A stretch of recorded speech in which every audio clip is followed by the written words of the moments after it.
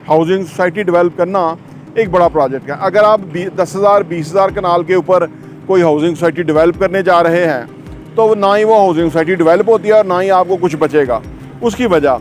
तो इस तरह लोगों की हक तलफी होती है और वो बामरे मजबूरी कर रहा होता है क्योंकि उसका सिस्टम नहीं चलता। हर बंदा तो उधर से नोचने के लिए इस मुल्क के अंदर कोई भी अदारा, कोई भी सरकारी नौकर वो जाके उधर अपना हिस्सा बटोरता है। वो कहता है मेरे पास एक सीट है, मेरे पास पोजीशन है, मैंने बनाया क्या है, मैंने आगे भी देना है। लेकिन जो बंदा उसमें फ़ाइल ख़रीद रहा है वो बेचारे का पैसा ही जाता है। अब हमारे पास फिर वो फ़ाइल वाले फ़ोन करते हैं कि जी वो हमने 20 लाख रुपया दे दिया है और अभी 20 लाख रुपया देने वाला है, तो अभी उधर जाते हैं तो सोसाइटी डेवलप ही नहीं हुई। तो वो कहते हैं कि जी आप पैसे दो, किस्तें पूरी दो, और हम कहते हैं कि आप डेवलप करो।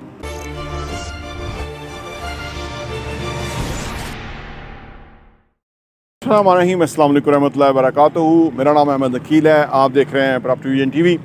हमें बहुत ज़्यादा हाउसिंग सोसाइटियाँ बनाने वाले लोग रब्ता करते हैं। वो कहते हैं जी आप आएँ, एक दफ़ा आप सोसाइटी देखें, पार्क बन रहा है, रोड बन रहा है, हमारे प्लाजा बन रहे हैं, हमारे पास बहुत ज़बरदस्त है, आप आएँ तो सही, आप देखें तो सही, आप काम करें वगैरह। लेकिन उनको हम सॉरी करते हैं कि हम ये हाउसिंग सोसाइटियों वाला काम ही नहीं करते हैं। ज़्यादातर लोग बड़े चाहत से बुलाते हैं, लेकिन उनको भी और बाकी लोगों को भी सिखाने के लिए कि हम क्यों नहीं हाउसिंग सोसाइटी का काम करते। हम बुनियादी तौर पे बिल्डिंग्स का काम करते हैं, जहाँ पे 1 कनाल 2 कनाल 10 मरले की बिल्डिंग होती है जो कि हम डेवलप करते हैं। उसके अंदर लोग अपार्टमेंट, शॉप्स और ऑफिसेज़ वगैरह ख़रीद लेते हैं और एंड ऑफ द डे मतलब 2.5 साल 3 साल के टाइम के बाद वो पेमेंट कर देते हैं, उनको वो चीज़ मिल जाती है, वो आगे रेंट आउट कर देते हैं और रेंट आउट करने के बाद जो किराया आता है वो हम किराया वसूल करके तो ओवरसीज़ पाकिस्तानियों के अकाउंट में जमा करा देते हैं। तो उनकी प्रॉपर्टी की मेंटेनेंस मैनेजमेंट भी हो जाती है, उस पर उनको उसके रिवार्ड और रिटर्न भी आना शुरू हो जाता है और उनकी प्रॉपर्टी डबल भी हो जाती है, और बल्कि 2.5-3 साल में जब तक वो चाबी मिलती है उनकी कीमत डबल हो चुकी होती है। तो ये हमारे यहाँ प्रैक्टिस है, हम ये काम कर रहे हैं। अब आ जाएँ रियल इस्टेट हाउसिंग सोसाइटियाँ जो बनाने वाले हैं। बुनियादी तौर पे उनके वो समझते हैं कि उनके पास 10,000 कनाल है, 20,000 कनाल जगह है, तो हम जो है ना वो तो बेहतरीन काम करेंगे, हम तो डिलीवर करेंगे, हम तो किसी के साथ मसला नहीं करेंगे।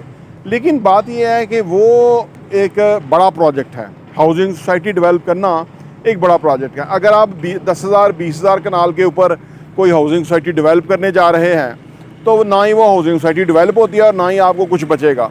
उसकी वजह एक तो ज़मीन बहुत महंगी है, उसके बाद उसकी डेवलपमेंट बहुत महंगी है, उसके बाद अदारे हैं, किकबैक्स, रिश्वत, फ्रॉड, ये सब पैसे लेते हैं।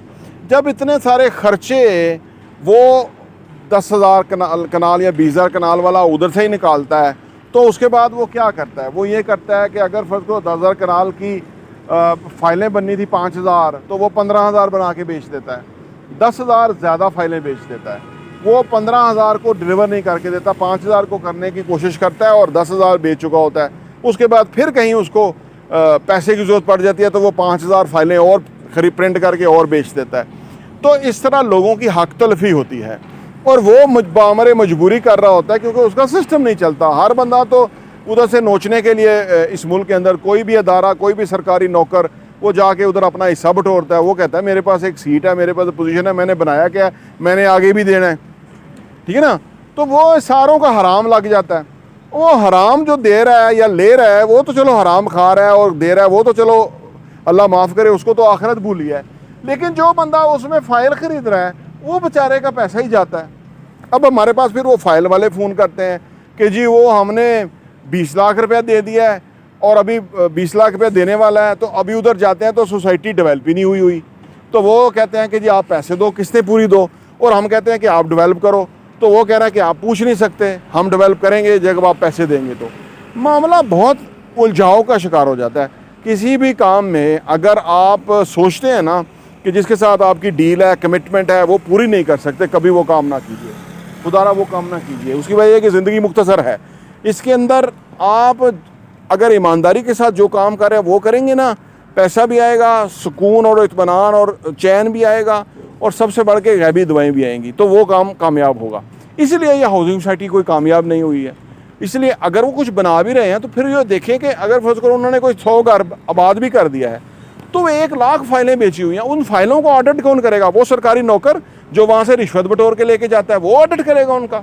या वो खुद करेगा जो रिश्वत देने वाला है, जो फाइलें ज़्यादा बेच चुका है वो कहेगा जी मैंने ज़्यादा फाइलें बेच दी हैं, तो वो जो ना, तो ये सारा जो ना वो अंधेर नगरी है, चौपट राज है, कोई पूछने वाला नहीं, कोई कानून वाले हिस्सा ले रहे हैं तो उन्हें कोई फ़र्क नहीं पड़ता कि आवाम लुट रहे हैं। तो हम ऐसे काम को ना सिर्फ बुरा समझते हैं बल्कि हराम समझते हैं कि जिसके साथ लोगों की हक तलफी हो रही हो। तो कल को रोज़े महशर जवाब देना पड़ेगा। इतना बड़ा जुआ ना खेलें कि रोज़े महशर आप ज़िलो ख्वार हो जाएं और वही गरीब आदमी आपके गिरेबान तक पहुँचे हों और आपकी फिर जो है ना वो बुरी सूरत हाल होगी। अल्लाह से तौबा मांगें और उन लोगों को जिनसे आपने फ़ाइलें बेची हैं, जिनको पैसा दिया है, उनको पैसा वापस करें, नहीं तो उनको प्लॉट दें ताकि आप ज़िंदगी के अंदर सुरखरू होके जाएं यहाँ से। प्रॉपर्टी टीवी देखने का बहुत बहुत शुक्रिया।